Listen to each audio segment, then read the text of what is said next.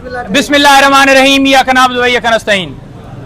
आज कप्तान इमरान खान साहब के और मुख्तलिफ हमारे पाकिस्तान तहरीक इंसाफ के रहनुमाओं के, जिनमें वज़ीर आला KPK अली अमीन गंडापुर साहब भी आपने देखा भी पेश हुए, अली मोहम्मद खान साहब पेश हुए, शरियार अफरीदी पेश हुए, मुराद सईद का मुकदमा, कासिम खान सूरी का मुकदमा, ये सारे केसेस यहाँ डिस्ट्रिक्ट कोर्ट के अंदर चल रहे थे।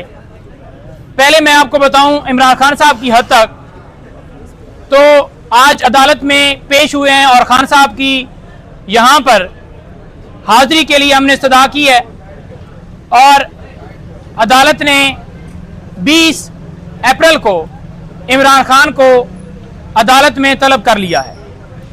खान साहब की हद तक कुछ 6 से 7 केसेस थे। 25 मई लॉन्ग मार्च हुआ था, उसके ऊपर खान साहब पे और पाकिस्तान तहरीक इंसाफ के रहनुमाओं के ऊपर दर्जनों के हिसाब से केसेस दर्ज किए गए थे। पुरअमन एहतजाज हर शहरी का हक है। दूसरी तरफ आप देखें, PMLN हो, JUI हो, पीपल्स पार्टी हो या कोई जमात हो, वो सुप्रीम कोर्ट के ऊपर हमला करें, उनके ऊपर कोई इतराज नहीं है। वो जहां मर्जी है धरना करें, जलसा करें, उनको कोई रुकावट नहीं है।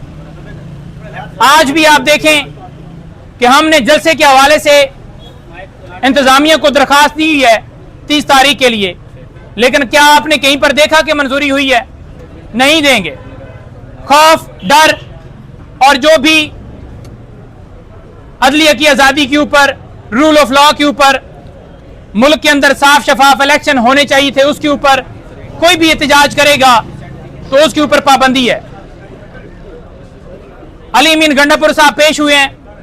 आपने देखा कि मुख्तलिफ अदालतों में कभी कोई अदालत वारंट निकाल रही है, कभी कोई, तो कानून का सामना उन्होंने किया है और अदालत के सामने आकर जहां पर उनकी नहीं जरूरत थी वहां पर भी पेश हुए हैं। अब नहीं जरूरत थी वाला जो केस है या बाकी केसेस हैं, मैं उसके बारे में बताऊं कि अली अमीन गंडापुर साहब इस्लामाबाद हाई कोर्ट से उनकी जो FIR थी वो क्वैश हो गई थी।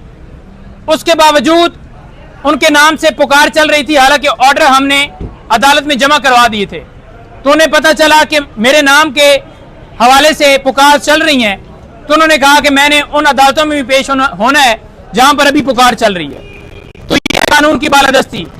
एक तरफ KPK के अंदर देखें, सेहत कार्ड हो या पनाहगाहें हो या वहां पर लोगों के अंदर जो है वो रमजान में पैकेज देने के हवाले से हो, तो हमारी परफॉर्मेंस, हमारा एजेंडा, हमारा विजन आपके सामने आ रहा है कि हमने आते ही कहा है कि कोई हल्का खुलवा लें KPK में, हम हाजिर हैं। और दूसरों का भी आ रहा है कि सिवाय टिकटॉक के अलावा कोई परफॉर्मेंस नहीं है।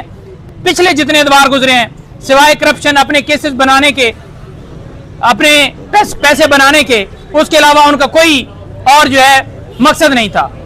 इक़्तिदार में आना, केसेस खत्म कराना, नैब के अंदर तरामीम करना, पैसे बनाना, अपार्टमेंट्स बनाना, फिर बाहर चले जाना, बाहर से वापस आना और आकर फिर डील करके इक़्तिदार में आकर वो जो अपार्टमेंट्स बनाए हुए हैं उनका हिसाब ना देना और आकर बरजुमान होना और कौम की तौहीन करके जमहूरियत के ऊपर हमला करके कहना कि ये देखें जी, हम जनाब यहाँ पर हमें अवाम ने मुंतखब किया और हम खड़े हैं।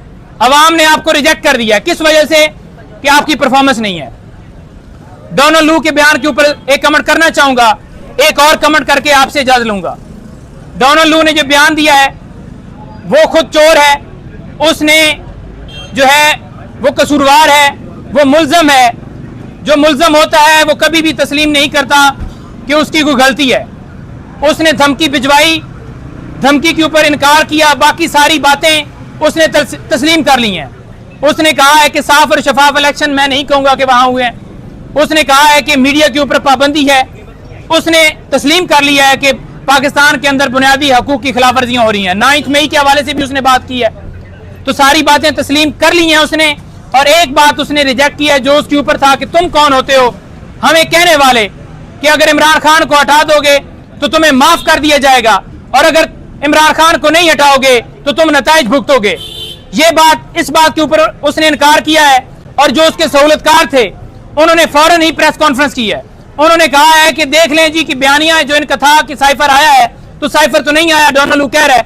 भाई फिर आपने मुकदमा क्यों बनाया? आपका वजीर खारजा जो था राना सनौला, वो क्यों कहता था कि साइफर जो है वो फॉरेन ऑफिस के अंदर पड़ा है? आपका वजीर खारजा एडमिट करता है, आपका वजीर आजम कहता है, आपका जो है वो चेयरमैन कहता है, तमाम जमातें कहती हैं कि साइफर जो है उसको इसने लहराया।